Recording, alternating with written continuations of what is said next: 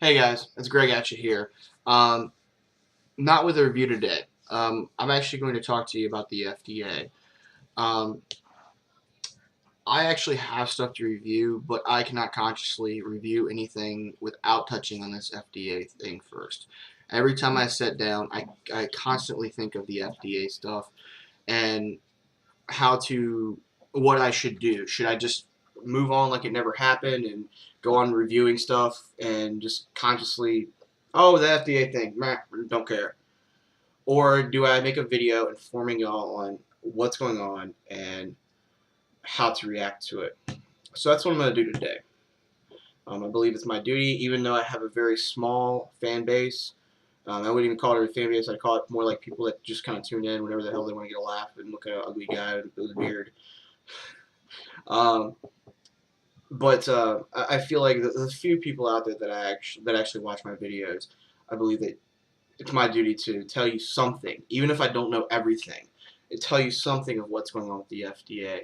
The FDA last, I believe it was last week. Sorry, my days are getting kind of confused and kind of mixed up. The FDA dropped a their deeming regulations. Their regulations for vaping and cigarette and tobacco products. Um, and since vaping has been classified as a tobacco product now, instead of a pharmaceutical, it falls into this category. And basically, what's going on is they're pretty damn strict. They've actually they've set forth sorry they've set the regulations. Um, they're not supposed to go into an act until 90 days from last week sometime. And what it entails is juice companies having to pay an obscene amount of money that they can't pay, uh, just for each juice in their juice line, along with each nicotine, even zero in their juice line, to go to the FDA to get tested and approved to be released to the public. Um, no free samples, which means that uh, all of the, like, hey, let's go to the vape shop and try some juices. That's gone. Um, and all your vaping products, the battery, the 18650 batteries, even though they're flashlight batteries, and they're used for other stuff, they're now considered tobacco product. Um, all the mods, tobacco product. All the RDAs, tobacco product. Canthol wire, tobacco product. Any vaping cotton, tobacco product. So all of these things that we use for vaping are now classified as tobacco product, which means they get a tax, which means that you have to be over the age of 18 and 21 in some states, and they're trying to actually make it 21 countrywide, which I don't believe that's correct either, but that's a wholly different subject. That falls into politics. Not getting into politics. Um, and also, all of the devices have to be approved, which is another fee, an application. And it doesn't even it's not like you send it in and a couple weeks later you get it back either. These application processes take years. It may take 6 months to a year to even 2 years, depending on how backed up they are. This is going to cut down on innovation. It's going to cut down on how many juice companies we have, how many mod companies we have. The small premium mod companies make custom mods. They're gone. They're not going to make them anymore. Everybody is basically going to be out of business, except for like maybe 10% to 5% of the vaping industry. Vaping itself is a $1.3 billion industry, which is taking away a lot from tobacco. But it's not just one or two companies like Philip Morris or RJ Reynolds that have it. It's spread out very, very wide. There's rumor, and on top of this, don't freak out. This is basically what I'm trying to tell you. Don't freak out. This doesn't mean tomorrow we're not going to have juices. Like I said, this is going to take 90 days to enact. But Casaa, SFATA, and all the organizations have actually teamed together, and they've got a case in court. I can't tell you exactly what the case is about. I'm sorry. There's so much information going around, I cannot tell you exactly what the case is about. Um, But this case, while it's going through court, all of these regulations are actually being pushed back. So it's not going to be 90 days. And until this court case is settled, it could be 2 years down the road. And we could actually come out and smell like roses and everything fine. So basically, in the meantime, as far as your vaping habits are concerned, carry on with your daily routine. Now, as far as what to now, actually, this is really cool. There's a rumor out there. See, the big companies actually out there are mostly in China. These Chinese companies are probably going to lose a lot of business if this goes through.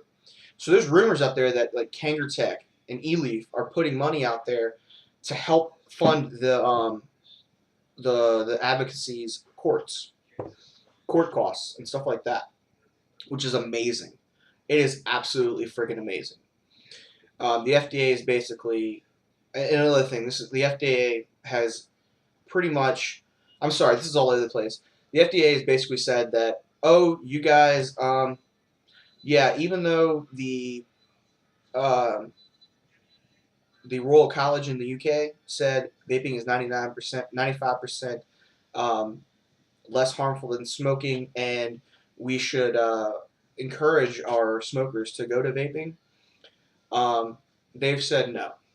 There's actually stricter regulations on vaping than there is on tobacco, or actual tobacco, cigarettes. And their whole excuse is to protect the children. Let's protect the children from this. When in actuality, you're not doing anything. You're inhibiting actual cigarette smokers that want to get off and are going to use vaping as a exit into not smoking or just vaping in general.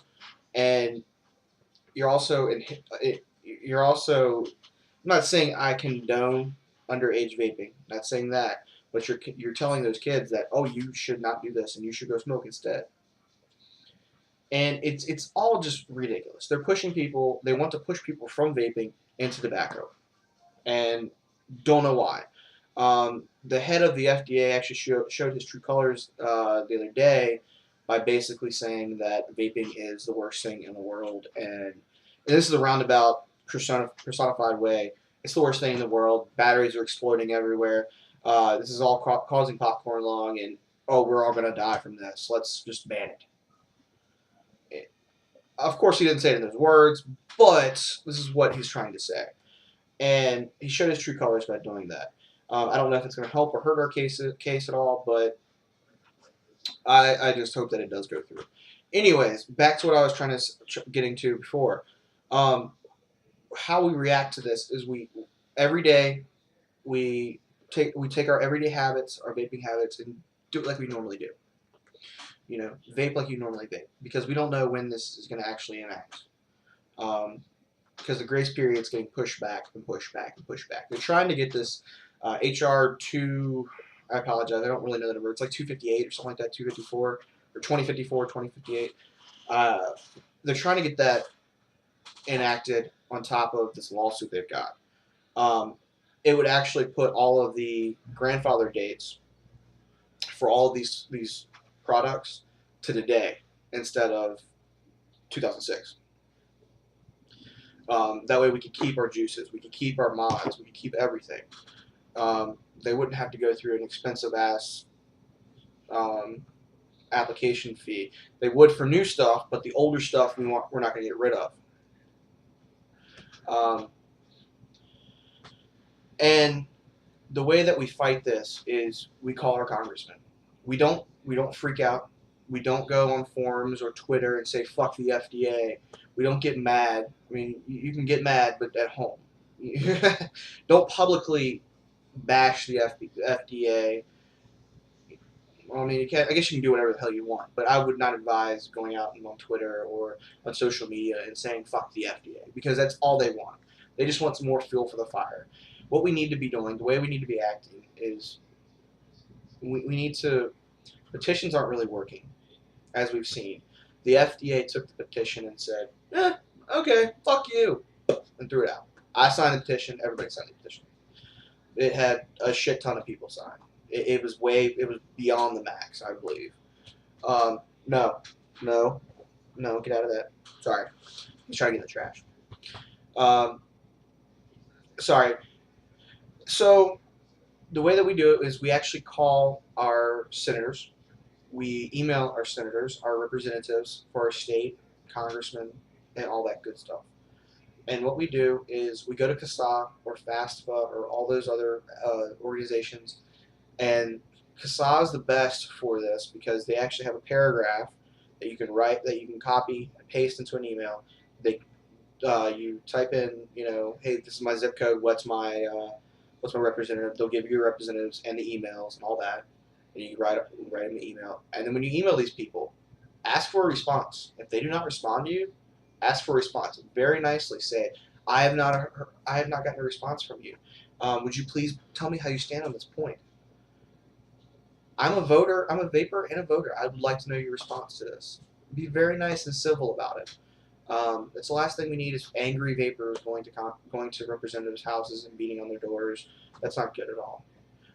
We need to be very civil but very forceful at the same time. Um, I I'm not an activist in Casaa. Like I'm not on the board of Casaa or anything like that. But I have suggested to them on social media we should do a peaceful march, a cloud march in D.C. to show them that we are vapors, we vote, and we are here. Um, Unfortunately, I've not gotten a response. Um, I think that would be a great idea. Um, but what we need to do is, like I said, call our representatives, flood them with "I vote, I vape, I vape, I vote." Flood them with it. Flood them with it very civilly, but flood them with it because, sorry, he, new dog. Still trying to train him not to get in the trash. He's actually doing really good. Anyways, so be very civil about it. Be very kind about it, but at the same time, be forceful with it. Um, do what we can, and this is what we can. We can call and we can write. I believe that's what everybody should do. It's our civic duty and it's our right to do because we have a right to vape and protect our own health because the FDA sure as hell isn't doing that. Um, and that's pretty much all I got. I'm gonna put links down to other FDA related videos for you guys. Grimmgreen did a great one. Mac from Suck My Mods did a wonderful one, describing everything. He's in the UK and he heard about it and did it. I mean, uh, I don't know these guys personally, but I do follow their channels very closely. Ruby Roo, everybody, except Indoor Smoker. He has not done crap. Twisted 420, even friggin' Drip Trippers did a video on it, and you guys know him. I'm gonna put a link down to some of those guys in the comments. I'll put a link down to Casaa and all those organizations that I can find too. And if I can find some articles, I've read a bunch of articles. If I can find them again, I will actually put them in the link too, so you guys can be informed.